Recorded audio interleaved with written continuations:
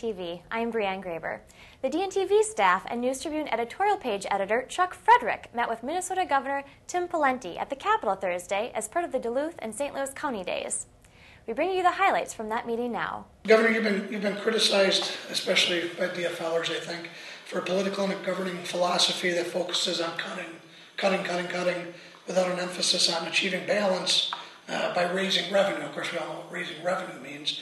But I'm wondering how you respond to critics. I would just ask people to set aside political analysis and just look at data. In terms of competitiveness for Minnesota, for Northeast Minnesota, for the city of Duluth, there are competitiveness measures that are undeniable.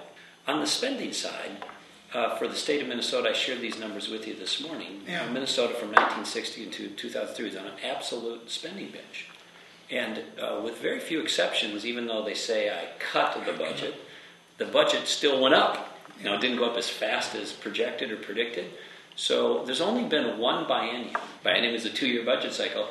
In the 150-year history of the state of Minnesota, the 2-year budget cycle to 2-year budget cycle never, ever went down until now. What you'll see, biennium to biennium, is an increase in spending. So 21% average from 1960 to 2003. Even Governor Carlson was up at the 12% mark. Governor Ventura was at the 12% mark.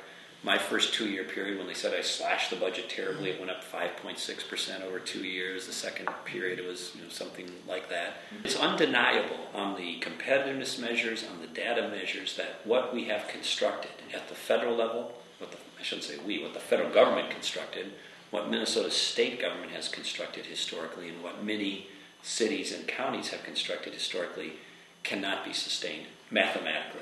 My proposition is that's all very interesting about their criticisms of me, but I would invite them to look at the data and see what conclusions they reach. If you look at Minnesota to see where we're not competitive or where we're competitive and where we're in line on competitiveness measures and where we're out of step with competitiveness measures, in shorthand, here's what I think you'll see.